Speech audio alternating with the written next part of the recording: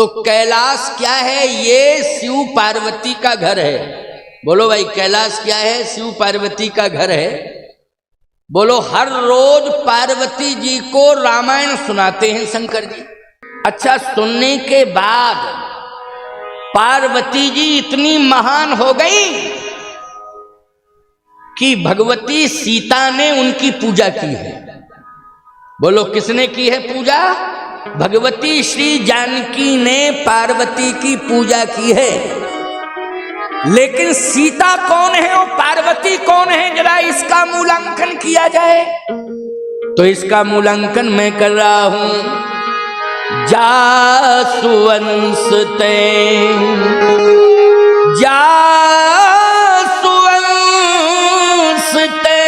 उपजे खानी,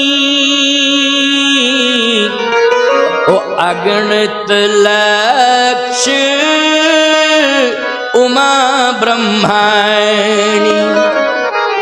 बोलो भाई, उमा जासु अंश ते उपजे। कौन? उमा और ब्रह्माणी और लक्ष्मी। अगणित लक्ष्य उमा ब्रह्माणी। लेकिन चरित्र का इतना बड़ा उत्कृष्टता का स्वरूप प्रकट हो गया। चरित्र के सुमेरु पर बैठ गई, कैलाश पर बैठे थे कौन? भगवान शंकर। और कथा सुनते सुनते पार्वती जी चरित्र के सुमेरु पर्वत से भी ऊंची पहुंच गई हैं। बोलो, किसने की है पूजा? सीता जी ने की है पूजा पार्वती जी की, और निज अनुरूप सुभग वर मांगा। अनेक प्रकार के वरदान प्राप्त किए हैं। बोलो, ये प्रभाव जो पार्वती जी का बना है, ये उच्च कोटि के संस्कार और चरित्र का निर्माण हुआ है। वो राम कथा सुनने से हुआ है। भगवान शंकर ने कथा सुनाई और पार्वती जी ने उस कथा को श्रवण किया है। इसलिए चरित्र का, हर घर के चरित्र का निर्माण अगर हो सकता है तो घर घर में रामायण के पढ़ने से हो सकता है, और अर्थ सहित रामायण को पढ़ना है और रामायण के अनुसार चलना है। ये आचार संहिता है। इससे बड़ी आचार संहिता आध्यात्मिक दुनिया में और कोई दूसरी नहीं है। पार्वती जी की महिमा बढ़ती गई। सती जी भी तो पत्नी के रूप में भगवान शिव के, क्यों सती किस रूप में थी? भगवान शिव के पत्नी के रूप में सती थी। लेकिन सती के जीवन में श्रेष्ठ चरित्र का निर्माण नहीं हो पाया। सती के जीवन में नहीं हो पाया। सती को जो भी मिला है भगवान शिव से जुड़ने के कारण मिला है।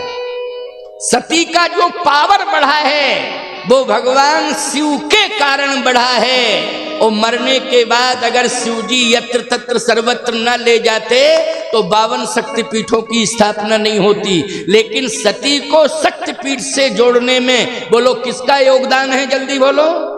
भगवान शिव का है। लेकिन सही बतावें आपको, इसमें कोई अतिशयोक्ति नहीं है। सती से कई गुनी महिमा पार्वती की है। सती के 52 स्थानों पर मंदिर बने हुए हैं शक्तिपीठ के रूप में, लेकिन पार्वती का हर गांव में मंदिर बना हुआ है। जिस गांव में शिवालय होगा पार्वती जी वहां जरूर बैठी होंगी। बोलो, ऐसा कोई गांव है कि जिसमें शंकर जी का मंदिर ना हो? चाहे छोटे रूप में हो, नहीं है बड़े रूप में तो छोटे रूप में है। बोलो, है कि नहीं? और जहां पर शिव बैठे हैं वहां कौन बैठी है? सती बैठी कि पार्वती? पार्वती, जबकि वही सती पार्वती बनी है। लेकिन इतना विस्तार, इतना प्रकाश और इतनी श्रेष्ठता कि वो जगत जननी हो गई। क्या हो गई? जगत जननी, मतलब संपूर्ण जगत की माता। बोलो भाई, माँ का सबसे बड़ा सम्मान होता, पिता से बड़ा सम्मान किसका है? जल्दी बोलो। माँ का है। और केवल वो गणेश जी की माँ ही नहीं है, केवल वो कार्तिकेय जी की माँ ही नहीं है, वो पूरे जगत की माँ हो गई। बोलो, हो गई कि नहीं? जगत जननी दामिनी दुति गाता पूरे जगत की माता हो गई। बोलो ये चरित्र है कि नहीं, ये श्रेष्ठ चरित्र है कि नहीं, कि पूरे जगत की माता हो गई। लेकिन ये बनाया किसने है, इतना बड़ा सम्मान कैसे मिला, गौरव कैसे मिला है, वो राम कथा सुनने से, राम कथा सुनने से।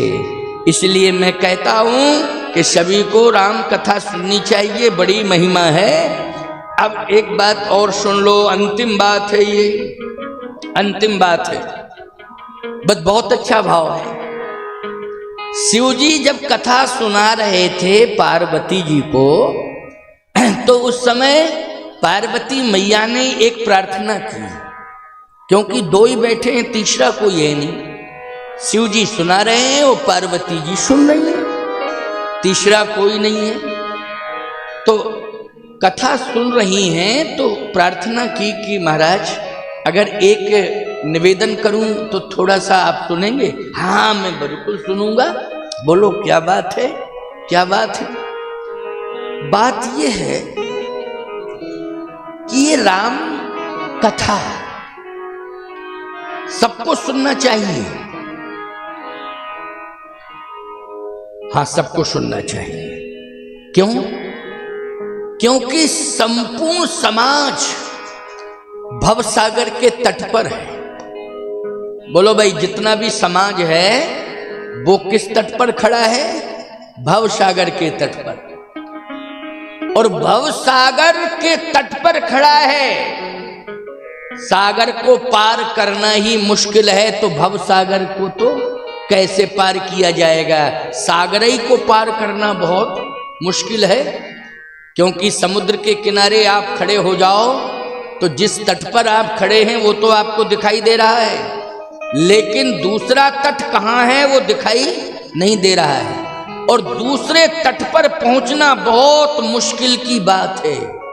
अब तो इसके लिए वायुयान, इसके लिए जलयान तैयार हो गए हैं, और वायुयान के माध्यम से भी लोग समुद्र पार कर जाते हैं, और जलयान के माध्यम से भी लोग समुद्र पार कर जाते हैं। लेकिन भवसागर के लिए कौन सा जलयान है?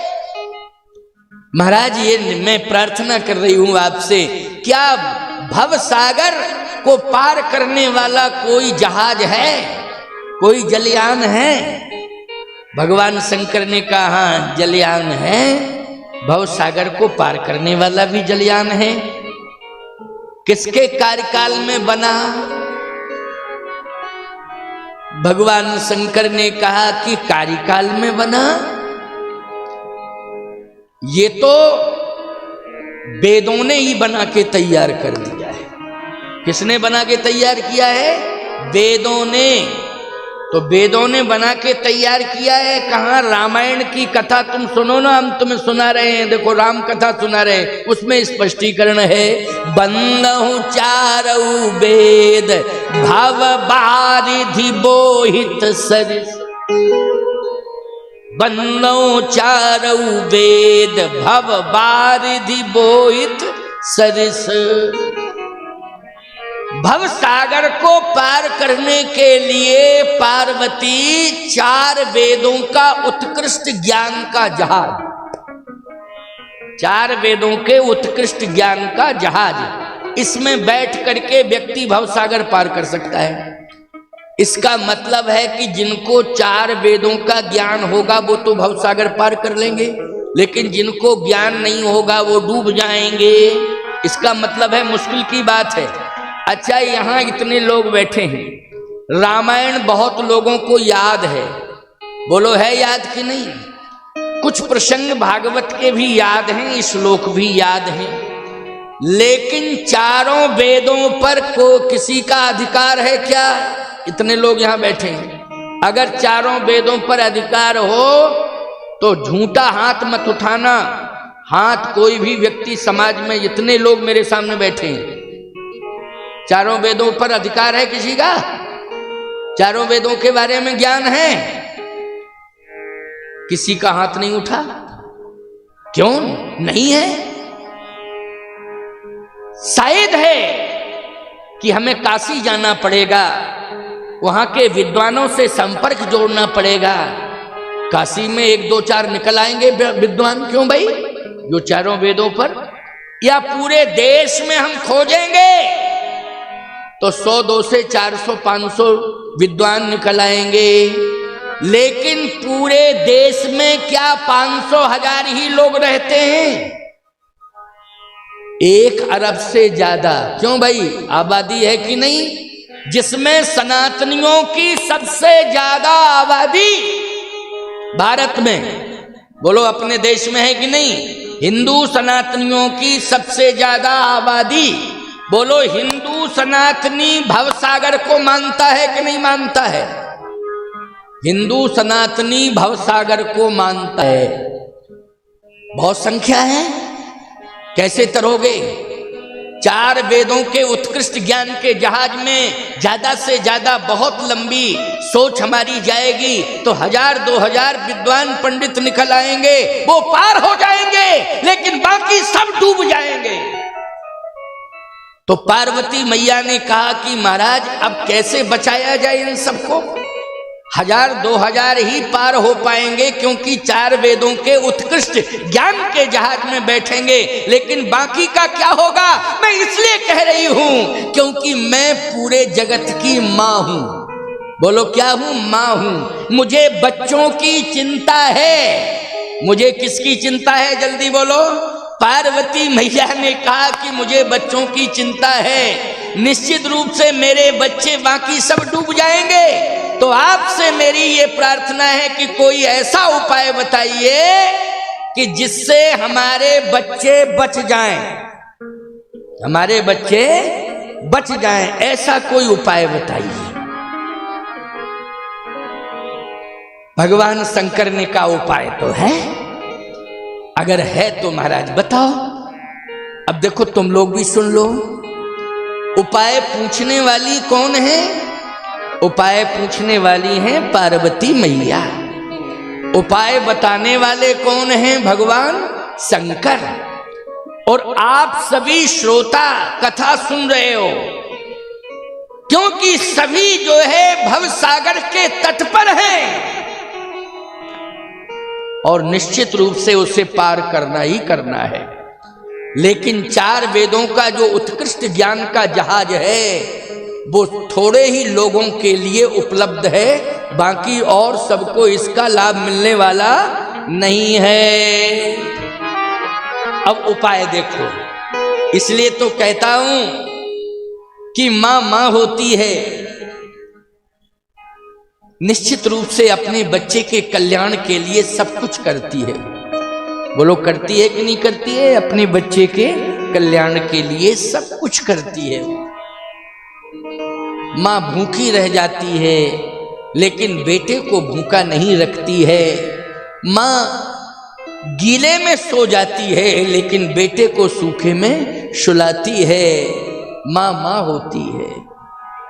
आज पार्वती मैया पूरे जगत की मां है, इसलिए अपने बच्चों की चिंता कर रही हैं। उपाय शिव जी से पूछ रही हैं कि महाराज आप बताइए, हमारे बच्चे क्या डूब जाएंगे सब, इनके लिए कोई उपाय बताओ। शंकर जी ने कहा एक काम किया जाए कि समुद्र को हम भव समुद्र को छोटा करते हैं। भव समुद्र को क्या करते हैं? छोटा करते हैं। और जब छोटा कर देंगे तो निश्चित है कि पार्वती तुम्हारे बच्चे सब पार हो जाएंगे, क्योंकि समुद्र बड़ा है। लेकिन ऐसा जलाशय हम तैयार करते हैं कि जिसके दोनों तट दिखाई देते हैं। और याद रखना वो नदी होती है, नदी। नदी के तट पे आप खड़े हो जाएं तो जिस तट पर खड़े हैं वो तट भी दिखाई देता है और नदी का दूसरा तट भी दिखाई देता है। क्यों भाई? दूसरा तट देता है, दिखाई कि नहीं देता है? किसका? नदी का। जैसे आपके पास में यमुना जी हैं, क्यों है कि नहीं? अगर आप शंकरपुर वाले घाट पर खड़े हो जाएं तो औरैया वाला दिखाई देगा कि नहीं देगा? बोलो भाई। दिखाई दे जाएगा, है? दिखाई देगा कि हाँ ये दूसरा तट है। लेकिन समुद्र के तट पर खड़े हो जाएं तो दूसरा तट दिखाई नहीं देता है तो मैं इसको नदी बनाए देता हूं, भवसागर को। कैसे बनाएंगे? बोले रामायण में उपाय है, उसी के माध्यम से, रामायण से ही बनाया जा रहा है, इसलिए इसकी महिमा का वर्णन कर रहा हूं, महात्म की कथा सुना रहा हूं आपको। बहुत ध्यान से सुनना। हाँ महाराज सुनाओ। तो पार्वती मैया ध्यान से सुन रही हैं और शंकर जी सुना रहे हैं। हे पार्वती, इस कथा के माध्यम से भव समुद्र को भव सरिता बनाया जा सकता है। राम जी की कथा उसके लिए नाव है। भव समुद्र को पार करने के लिए जो भव सरिता अगर बनाना है तो सरिता को पार करने के लिए नाव पर्याप्त है। बोलो है नाव पर्याप्त कि नहीं? नाव पड़ी रहती है, जहाज की जरूरत नहीं है, नाव की। अच्छा नाव बोलो भाई सबको उपलब्ध हो जाती है और नाव में बैठने के लिए कोई फॉर्मेलिटी की आवश्यकता नहीं है। और जहाज में बैठने के लिए बोलो तमाम फॉर्मेलिटीज हैं, प्रक्रियाएं हैं, पूरी करनी पड़ती हैं, न जाने कितनी जांचें होती हैं। ऊपर हाथ करो, अब वो यूं यूं यूं यूं यूं यूं यूं यूं पूरा जैसे आतंकवादी आ गए हैं। क्यों? आतंकवादियों ने गड़बड़ भी किया है कि नहीं किया है? विमान का विमान ले गए उड़ा के, अपहरण कर लिया। बोलो कर लिया कि नहीं कर लिया? इसलिए इस जांच के बारे में हम कोई टिप्पणी नहीं करेंगे, ठीक है, होने दो। लेकिन हम कहना ये चाहते हैं कि नाव में यदि आप बैठ रहे हैं तो हाथ ऊपर उठाने पड़ेंगे आपको। कोई जांच होगी?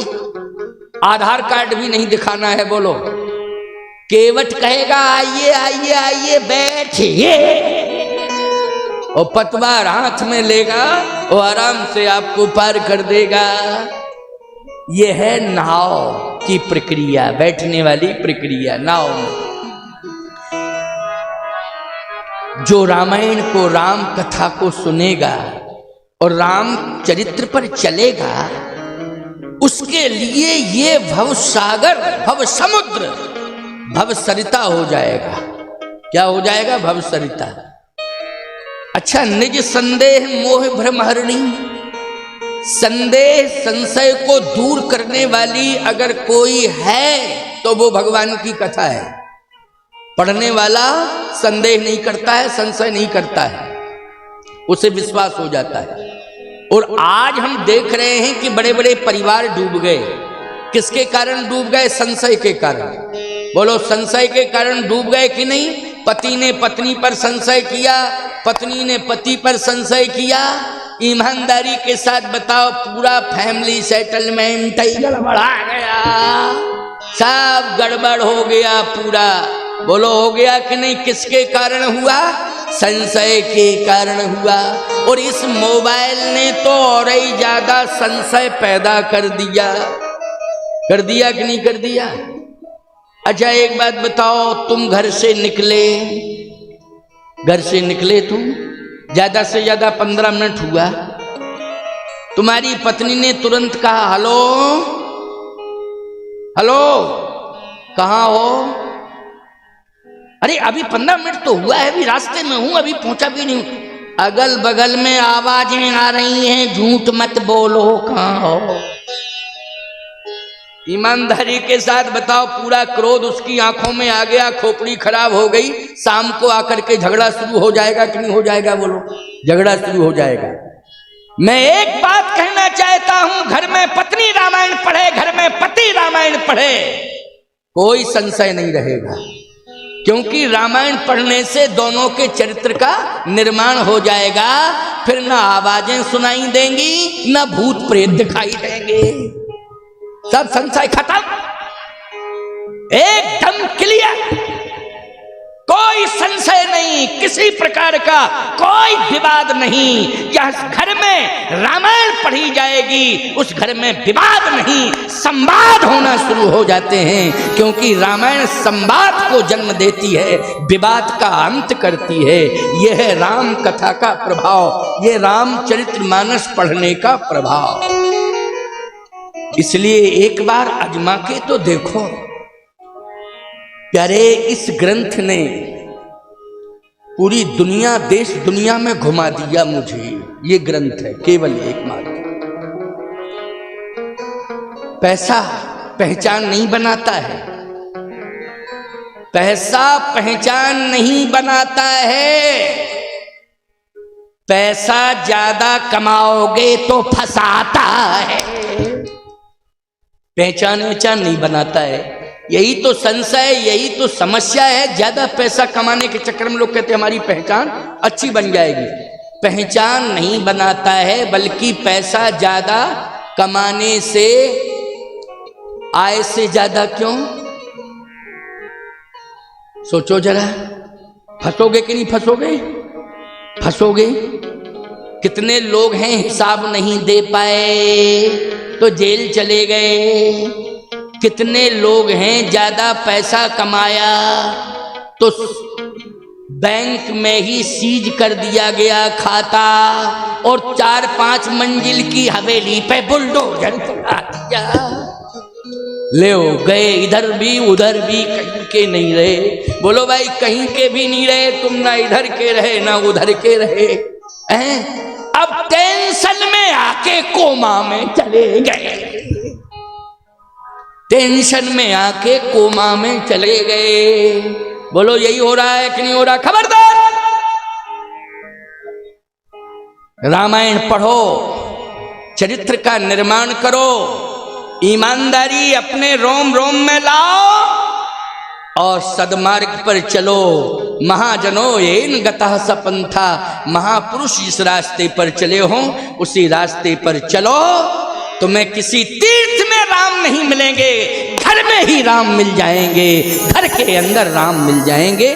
विश्वास कर लेना। बस 2 ही होना चाहिए, हर घर में तुलसी और तुलसीकृत रामायण होना चाहिए। घर में ही राम मिल जाएंगे, घर में ही शालिग्राम मिल जाएंगे, और घर में ही हनुमान मिल जाएंगे, घर में ही। ठीक है ना? इसलिए सभी से मैंने कहा है, एक से नहीं कहा है। पार्वती मैया को भी भगवान शिव ने यही कहा है, निज संदेह मोह भ्रम हरणी, करहु कथा भव सरिता तरणी। ये भव सागर नहीं, रामायण पढ़ने से, चरित्र का निर्माण करने से ये समुद्र घट के क्या हो जाएगा? सरिता मानी नदी। पार्वती मैया ने कहा तो अभी गुंजाइश और है, बच्चों के लिए थोड़ा और छोटा सा साधन दे दो और आसानी से पार हो जाएं। क्योंकि कभी कभी पार्वती मैया ने कहा कि आप बुरा मत मानना,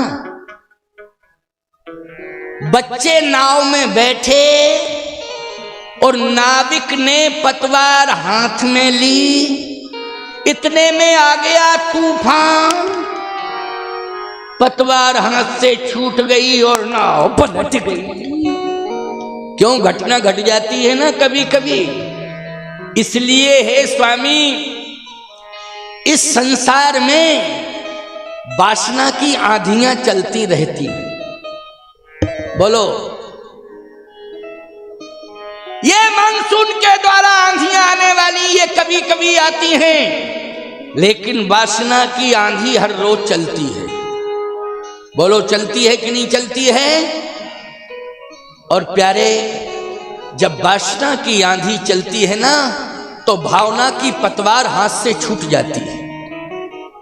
भावना की जो पतवार है वो हाथ से छूट जाती है। बोलो, छूट जाती है कि नहीं छूट जाती है? और याद रखना, फिर हमारी संयम की नाव भी संयम तोड़ देती है और डूब जाती है। एक दिन हम किसी काम के नहीं रहते हैं। कितने बार घटनाएं घट गई हैं? बोलो, घट गई कि नहीं घट गई? और ऐसे ऐसे लोगों के साथ घटनाएं घटी हैं कि हमारी आस्था को ठेस पहुंची है। बोलो, पहुंची है नहीं? और अब तो सोशल मीडिया है प्यारे, ये तो इतने जल्दी आपको भूसा में, घास में, सूखी घास में आग लगाने के लिए कम से कम 2 मिनट चाहिए। माचिस लाओ फिर निकालो फिर यूं करो फिर यूं करो। और सोशल मीडिया में तो एकदम खोलो आग लग गई, धक धक आग लग गई। और ये आग घास के ढेर की धीरे धीरे धीरे धीरे धीरे धीरे असर करती है, बोलो पहुंचती है। लेकिन ये सोशल मीडिया की आग बोलो 1 सेकंड के अंदर पूरी दुनिया में लग जाती है। ये सोशल मीडिया का जमाना है, इसलिए सारी दुनिया में हम कहीं उपहास के पात्र ना बन जाएं। इसके लिए हमारी भावना की पतवार सुरक्षित होनी चाहिए, बोलो होनी चाहिए कि नहीं? सुरक्षित होनी चाहिए। हमारे संयम की नाव जिसमें हम बैठे हैं वो डूबनी नहीं चाहिए। और उसे यदि बचाया जा सकता है पार्वती, तो केवल राम कथा सुन करके बचाया जा सकता है। राम कथा के माध्यम से ही चरित्र का निर्माण किया जा सकता है, और कोई उपाय नहीं। तो पार्वती जी ने कहा महाराज आपके पास तो बहुत उपाय हैं, ये नदी वाला झंझट ही खत्म कर दो। फिर क्या करें? कहीं एक छोटा सा तालाब बना दो, ये भव समुद्र को तालाब बना दो। अच्छा तालाब बना दो, कोशिश करता हूं। तालाब बना दिया, मन करी विषय अनल बन जरई, और होए सुखी जो यही सर परई, होए सुखी जो यही सर परई। ये सर मानी सरोवर, राम कथा रूपी सरोवर में रोज डुबकियां लगाओ। क्या लगाओ? रोज डुबकियां लगाओ। तो जो वासना का मैल है वो रोज धुलता रहेगा। क्यों भाई? धुलता रहेगा कि नहीं? जो गंदगी हमारे शरीर में काम क्रोध लोभ मोह मद मत्सर की है, बोलो रामायण में रामायण को सरोवर मान करके। क्योंकि एक बात आपको बता दें, आपका मकान, आपके मकान के अंदर समुद्र नहीं बन सकता है। आपके मकान के अंदर अंदर अंदर नदी नहीं आ सकती है, आ जाए तो खतरा। लेकिन आपके मकान के पास में अंदर अगर बड़ा मकान है तो एक सरोवर तो बन ही जाता है। क्यों भाई? बन जाता है कि नहीं बन जाता है? ऐसे ऐसे गांव में मकान हैं प्यारे मध्य प्रदेश में, आज भी हम देख रहे हैं, लेकिन हैं गांव में, शहरों में नहीं है। अच्छा शहरों में भी है। आजकल जो है बड़े बड़े होटल लोगों ने बना दिए, बड़े रईसों ने आज मकान इतने बड़े बना दिए हैं कि उसके अंदर स्विमिंग पूल। क्यों भाई? स्विमिंग पूल है कि नहीं? उसमें स्विमिंग पूल में आनंद से डुबकियां लगा रहे हैं, उसी में आराम से नहा रहे हैं, और दिखाई दे रहा है कि तालाब है। स्विमिंग पूल ऐसे बन गए हैं आज। पैसे का चमत्कार। मध्य प्रदेश में टीकमगढ़ जिले में एक गांव है, मेरी कथा वहां बहुत हुई, कम से कम मैंने 15 साल 16 साल कथा कही। ये आपके जो मलूक पीठाधीश्वर राजेंद्र दास जी उसी गांव में पैदा हुए, अचर्रा नाम है उस गांव का। इनके पिताजी स्वयं व्यवस्था करते थे, पंडित श्री राम स्वरूप पांडे जी व्यवस्था करते थे। मानस सम्मेलन होता था, हनुमान जयंती मेरी अध्यक्षता में होती थी। तो वो जैसे यहाँ आपने व्यवस्था की ना पंडाल लगाने गांव की समिति, ऐसे वो भी गांव की समिति के अध्यक्ष थे, पूरी व्यवस्था करते थे। मेरी कथा होती थी, मैंने 15 साल 16 साल अध्यक्षता में उस गांव में कथा कही। आपको सत्य कह रहे हैं, इनके घर के पास ही राजेंद्र दास मलूक पीठाधीश्वर के जन्मभूमि वाले घर के पास में ही सटा हुआ सरोवर है। बढ़िया कमल खिले हुए, आज भी कमल है उसमें। इतना बड़ा सरोवर है कि कमल है। तो सरोवर संभव है कि नहीं? बोलो भाई, सरोवर जो है संभव है। सरोवर से कोई खतरा भी नहीं हो सकता। और नदी अगर बगल से निकली होती तो कभी कभी इतनी बाढ़ आ गई होती कि तुम तो नदी के किनारे के हो, थोड़ा दूर है तुमसे नदी, है यमुना नदी, लेकिन जो बिल्कुल गांव तट पे बसे हैं वो लोग कई बार प्रभावित हुए कि नहीं हुए। और समुद्र के किनारे जो बसे हैं वो तो गजबई सुनामी लहर, 100 फीट ऊंची पानी की दीवार खड़ी हो गई थी एक बार सुनामी लहर में, और सारा का सारा 100 किलोमीटर का गांव शहर नगर प्रभावित कर दिया था उसने। और कभी कभी बीच बीच में तूफान आते रहते हैं कि नहीं आते रहते हैं, तमाम प्रकार के नाम हैं उनके। तो जो समुद्र के किनारे गांव हैं शहर हैं वो तो प्रभावित होते ही हैं, उस तूफान के कारण बोलो हम लोग भी प्रभावित हो जाते हैं कि नहीं हो जाते हैं।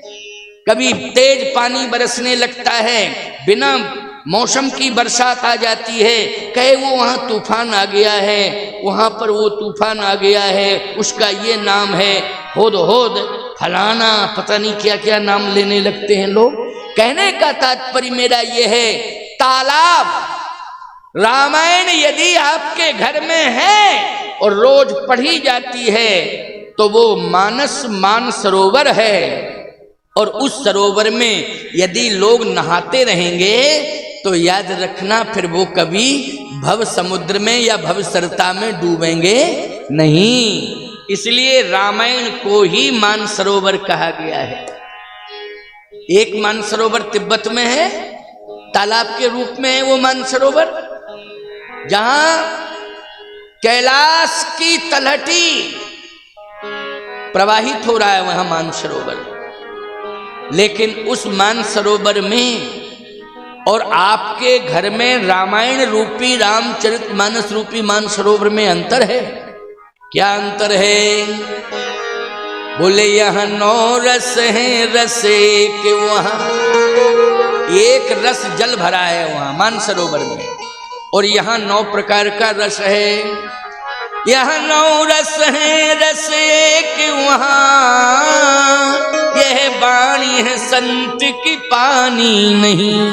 और तन का मल धोया करो जो कहीं, मन का मल तो धुलता है यही। इस चरित्र के मानस से उस मानस की तुलना है नहीं।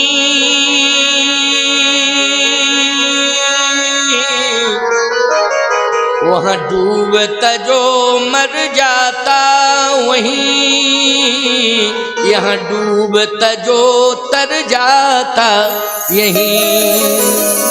इसलिए मन कर विषय अनल बन जरई, और होए सुखी जो यही सर परई। सरोवर बनाओ, मानस रूपी सरोवर, इसमें डुबकियां लगाओ। उस मान सरोवर में हंस भ्रमण करते रहते हैं, तिब्बत वाले में कौन? हंस। लेकिन यदि तुम रामायण घर में पढ़ोगे और यज्ञ के माध्यम से रामचरितमानस की कथा सुनोगे तो यहाँ पर वहाँ हंस आते हैं, यहाँ परम हंस आएंगे प्यारे, और राम कथा के मोतियों को वितरित करेंगे। बोलो करेंगे। ये मानस के भाव के मोती आपको दिए जा रहे हैं। बोलो दिए जा रहे हैं कि नहीं? और बोलो ये रामचरितमानस के प्रभाव से एक कथा कहने के लिए साधु आ गया कि नहीं? हम ही लोगों को तो परमहंस कहा जाता है। याद रखना, साधु संत महात्मा ही परमहंस होते हैं कि नहीं होते हैं? अच्छा, हम क्या तुम्हें लकड़ बग्गा लग रहे हैं? साधु नहीं लग रहे हैं? बोलो भाई है। इसलिए ध्यान से मेरी बात को सुनना, आनंद से तुम परमहंस के द्वारा जो भाव निकल रहे हैं उन भाव के मोतियों को रोज प्रसाद के रूप में तुम प्राप्त कर रहे हो। और सही बताना, मोती की असली पहचान कोई जौहरी भी नहीं कर सकता है जितना असली पहचान हंस करता है। बोलो भाई, हंस। यदि हंस जहां है समझ लेना जिंदा है तो वहां मोती जरूर है। क्योंकि हंस जो है भूखों मर जाएगा लेकिन बिना मोती के कुछ ग्रहण नहीं करेगा। तो ये समझ लेना आप निश्चित रूप से कि आज इस राम कथा रूपी मान सरोवर में आज जो भावों के मोती निकाल करके कोई दे रहा है तो हंस नहीं, वो परम हंस है प्यारे। और तुम्हें रोज जो है भावों के मोतियों का प्रसाद मिलेगा। भगवती पार्वती ने कहा धन्य है महाराज, आपने बड़ी